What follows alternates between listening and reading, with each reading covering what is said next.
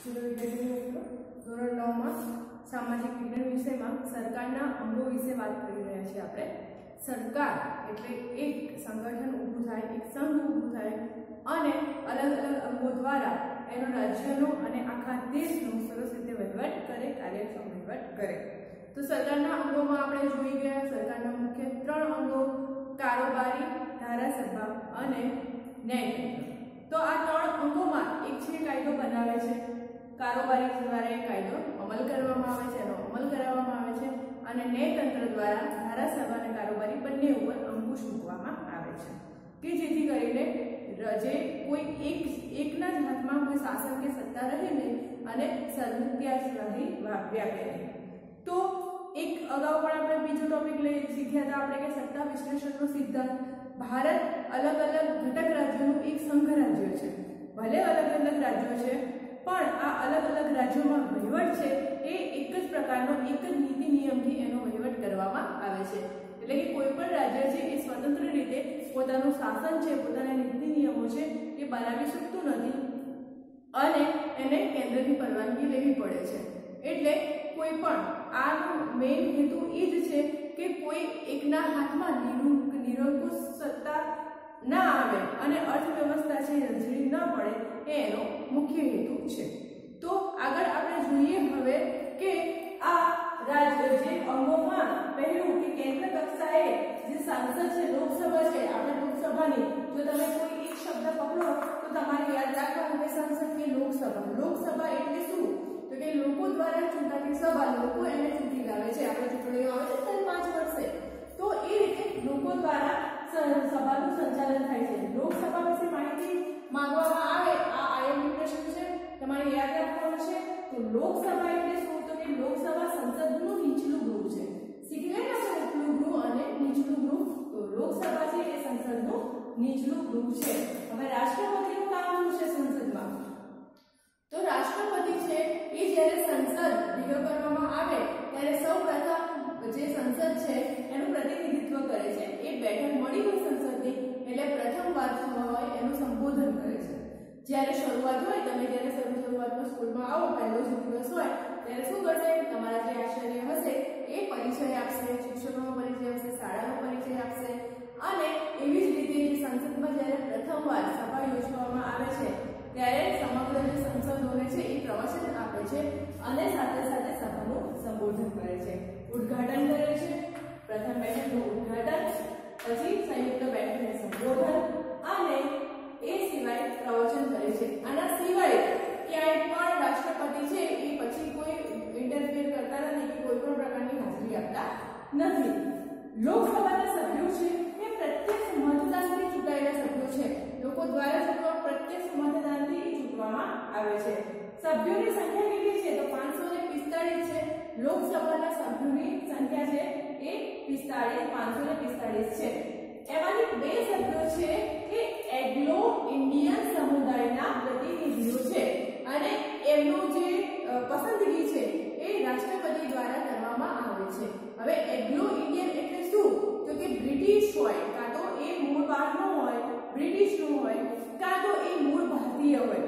આપણે ઘણા બધા એવા છે કે એ મૂળ ભારતીય છે પણ વર્ષોથી બહારના દેશમાં સ્થાયી થયા હોય, બ્રિટિશમાં સ્થાયી થયા હોય, તો એવા વ્યક્તિઓને કે જે આગળ પડતા છે, જે પોતાના માટે વિશેષ છે, એવા બ્રિટિશ અથવા તો મૂળ ભારતીય પ્રકારના જે વ્યક્તિ છે એને રાષ્ટ્રપતિ દ્વારા આ સંસદમાં સ્થાન આપવામાં આવે છે। એવા સભ્યો કેટલા? તો કે 2 સભ્યો છે એ ચૂંટી કાઢવામાં આવે છે, પસંદગી માંગવામાં આવે છે રાષ્ટ્રપતિ દ્વારા। રાષ્ટ્રપતિ સંસદના બંને ગૃહોનું સત્ર બોલાવે છે। એ ગૃહને મોકૂફ રાખવાની એટલે સંસદને મોકૂફ રાખવાની પણ સત્તા ધરાવે છે અને એનું વિસર્જન કરવાની પણ સત્તા ધરાવે છે। એટલે રાષ્ટ્રપતિ છે એ સમગ્ર કમાન્ડ, એનો જે મુખ્ય હેડ કહેવાય કે ગૃહને બોલાવવાની પણ સત્તા ધરાવે છે, સંસદના ગૃહ છે એને મોકૂફ રાખવાની પણ સત્તા ધરાવે છે અને સાથે સાથે જો વિસર્જન કરવું પડે તો એ વિસર્જન કરવાની સત્તા પણ રાષ્ટ્રપતિ ધરાવે છે। લોકસભા એ કાયમી ગૃહ નથી। આ તમને પૂછાય એમસીક્યુમાં કે લોકસભા કેવું ગૃહ છે? તો લોકસભા એ ચાલુ જેમ કહેવાય કે કાયમી ગૃહ નથી। તો એની મુદત 5 વર્ષની છે, એટલે કે 17 જે એવું કહેવાય છે કે સતત એનું સંચાલન થાય ચાલુ રહ્યું તો એવું નથી, કાયમી રહ્યું છે. એની મુદત કેટલી છે? 5 વર્ષ. દર 5 વર્ષે ચૂંટણી યોજવામાં આવે છે. સંસદના બંને ગૃહોના વાંચનમાંથી જે ખરડો પસાર થાય છે એ ખરડા ઉપર રાષ્ટ્રપતિની સહી બને એ પછી એ ખરડો કાયદો બને છે. બંધારણમાં કોઈ જોગવાઈ હોય અને એ જોગવાઈ પ્રમાણે કોઈ નીતિ નિયમ બનાવવો હોય તો આ સંસદના બંને ગૃહોના જે સભ્યો છે એ સભ્યો ભેગા મળે એ ખરડા વિશે, એને ખરડાનું નામ આપવામાં આવે કે એ ખરડો છે એટલે કે એક વિચાર છે એ સમગ્ર સંસદમાં રજૂ કરવામાં આવે. એમાં સભ્યોની સહમતિ થાય, પોતાના વિચારો વ્યક્ત થાય અને એ કોઈ એક ખરડો પસાર થાય, કોઈ એક નિયમ પસાર થાય અને જો એની ઉપર રાષ્ટ્રપતિ છે એ સહી કરે ત્યારે એ ખરડો છે એ કાયદો બને છે. મેં જેમ તમને ઉદાહરણ આપ્યું ટ્રાફિકનું કે હંમેશા વાહન તમારી ડાબી બાજુએ હંકારવું. હવે આવો કોઈ સંસદમાં ચર્ચા થઈ કે અકસ્માતોની સંખ્યા વધી રહી છે અથવા તો ઓછા કરવા માટે શું કરવું, તો કોઈ પ્રસ્તાવ મૂક્યો કે આ રીતે જ કરો, એક જ પોઝિશનમાં રાખો કે જેથી કોઈ વાહનો સામસામે ટકરાય નહીં. તો શું કર્યું કે વાહનો ડાબી બાજુ હંકારવા. હવે આવી ચર્ચા થઈ તો એ સંસદમાં બધા સભ્યોને ચર્ચાશે, સંમતિ મળશે અને છેલ્લે અંતમાં રાષ્ટ્રપતિ છે એ સહી કરશે કે ઓકે ટ્રાફિકના નિયમોમાં આ એક વસ્તુ ઉમેરો કે વાહન હંમેશા ડાબી બાજુએ ચલાવવું. તો રાષ્ટ્રપતિ સહી કરશે પછી જ આ ખરડાને કાયદો બનાવી શકાય છે. ત્યારે આ ખરડો છે કાયદો બને છે. બંધારણ સર્વોપરી છે અને બંધારણનો ભંગ થાય તો આ કાયદો હોય કે ખરડો હોય એને ગેરબંધારણીય ઠેરવીને રદબાતલ કરી શકાય.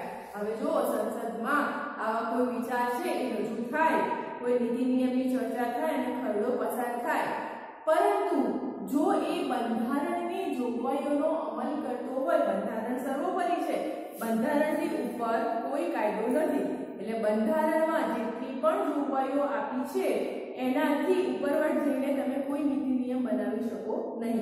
એટલે બંધારણની જોગવાઈઓનો ભંગ થતો હોય તો આ ખરડો છે કે કોઈ કાયદો છે એને ગેરબંધારણીય ઠેરવીને રદબાતલ કરી શકાય છે અને એ કોઈ પણ કાયદો છે એ ક્યારેય પછી એપ્લાય કરી શકાતો નથી, એ નીતિ નિયમમાં લાગુ પડતો નથી. હવે જોઈએ કે સંસદના સભ્યોની લાયકાત. સંસદના સભ્યોની લાયકાતો કઈ ગઈ છે? તમને સગીર હો ત્યારે તમને મતદાન આપવાનો પણ હક નથી. હક તો નથી પણ સાથે સાથે તમે મતદાન નથી કરી શકતા કારણ કે તમે સગીર કહેવાઓ. તો 18 વર્ષ અને 21 વર્ષ છોકરાઓ માટે, 21 વર્ષ છોકરાઓ માટે 18 વર્ષ, એનાથી ઉપર હોય તો તમે મત આપી શકો. એવી જ રીતે સંસદના સભ્ય બનવા માટે પણ એની ઉંમર મર્યાદા અને એની લાયકાતો છે એ નક્કી કરેલી છે. તો આવું જોઈએ કઈ લાયકાતો કે સૌપ્રથમ તો એ ભારતીય નાગરિક હોવો જોઈએ. બહારના ભારત દેશ સિવાયના અન્ય દેશનો કોઈ પણ વ્યક્તિ હોય કે નાગરિક હોય એ આ સંસદના સભ્યની લાયકાત ધરાવતો નથી. પ્રથમ શરત કઈ? તો પ્રથમ શરત એ કે એ ભારતીય નાગરિક હોવો જોઈએ. બીજું શું? તો કે ઓછામાં ઓછી એની ઉંમર 25 વર્ષની તો હોવી જ જોઈએ. એટલે 25 વર્ષની હોય કે એનાથી વધારે એટલી ઉંમર હોય તો એ સંસદનો સભ્યનો ઉમેદવારી પત્ર ભરવાના લાયક છે, નહીં તો નહીં. એટલે એની જે વય મર્યાદા છે એ 25 વર્ષ કે એનાથી વધારે તો હોવી જ જોઈએ. સંસદે નક્કી કરેલી અન્ય લાયકાતો છે કે સંસદ અમુક લાયકાતો નક્કી કરે છે કે આ રીતના હોવો જોઈએ કે આવું છે, એનું જે અભ્યાસની કક્ષા છે એનો અભ્યાસ આટલો હોવો જોઈએ, ગ્રેજ્યુએટ તો પાસ હોવો જોઈએ. તો સંસદ જે નક્કી કરે છે અન્ય લાયકાતો એ લાયકાતો પ્રમાણે પણ એ યોગ્ય પુરવાર થવું જોઈએ, એ રીતના હોવું જોઈએ. એના પછી નાદાર, માનસિક રીતે અસ્થિર વ્યક્તિ હોય તો એ સંસદના સભ્ય માટે ઉમેદવારી પત્ર છે, ઉમેદવારી છે એ નોંધાવી શકે નહીં, એ સંસદનો સભ્ય બની શકે નહીં. એના સિવાય કોઈ ગુનેગાર પુરવાર થયો હોય, અદાલતમાં કોઈ ગુનેગાર કર્યું હોય કે ગુનાનું કાર્ય કર્યું હોય, એને દંડ કે સજા થઈ હોય તો આવો વ્યક્તિ પણ એ આ સંસદનો સભ્ય બની શકતો નથી. એના સિવાય સરકારમાં સંવિતર હોદ્દો ધરાવતો હોય એટલે કોઈ સરકારી અધિકારી હોય અથવા તો સરકારી કર્મચારી હોય તેવો વ્યક્તિ પણ સંસદના સભ્યમાં ઉમેદવારી પત્ર છે એ નોંધાવી શકતો નથી. તો કઈ કઈ શરતો હોવી જોઈએ? પહેલું તો એ કે એ 25 વર્ષ, ઓછામાં ઓછી 25 વર્ષની ઉંમર તો એની હોવી જ જોઈએ અને એટલો હોય તો એ ઉમેદવારી પત્ર નોંધાવી શકે છે. બીજું કયું? તો કે એ અસ્થિર મગજનો હોવો ન જોઈએ, નાદાર થયેલો થયેલો હોવો જોઈએ, કોઈ ગુનેગાર હોય એવો માણસ પણ ઉમેદવાર બની શકે નહીં. પ્રથમ શરત એની કઈ હતી તો કે ભારતીય નાગરિક હોવો જોઈએ. ભારતીય નાગરિક હોય તો જ એ સંસદમાં ઉમેદવારી પત્ર અથવા ઉમેદવાર રહી શકે છે. એના સિવાય કયું છે તો કે એ જે નાગરિક છે એ રાજ્ય સરકારમાં સંવેતન હોદ્દો એટલે કે કોઈ અધિકારી ન હોવો જોઈએ, સરકારી નોકરી કરતો હોવો જોઈએ નહીં. તો આ છે સંસદમાં સભ્ય બનવા માટેની લાયકાતો. હવે અગત્યની બીજી માહિતી મેળવીએ તો લોકસભાની વાત કરીએ તો આપણા ગુજરાતની 26 બેઠકો છે. ટોટલ 26 બેઠકો છે તો આપણા ગુજરાતને ફાળવેલી છે અને એની મુદત છે 5 વર્ષની. લોકસભા આવે એટલે મુદતમાં 5 વર્ષ યાદ રાખવાનું કે 5 વર્ષની છે. રાષ્ટ્રપતિ વિખેરી શકે છે તેને અને કોઈ પણ વ્યક્તિ છે એ અદાલતમાં આ રાષ્ટ્રપતિ એને વિસર્જન કરે તો પડકારી શકે નહીં. રાષ્ટ્રપતિને સંપૂર્ણ સત્તા છે. સૌથી ઉપલો અધિકારી કે સૌથી ઉપરનો વહીવટ એમ કહેવાય કે બધાનો રાજા તો જે શાસન ચલાવે એને કોઈ વિરોધ કરી શકે નહીં.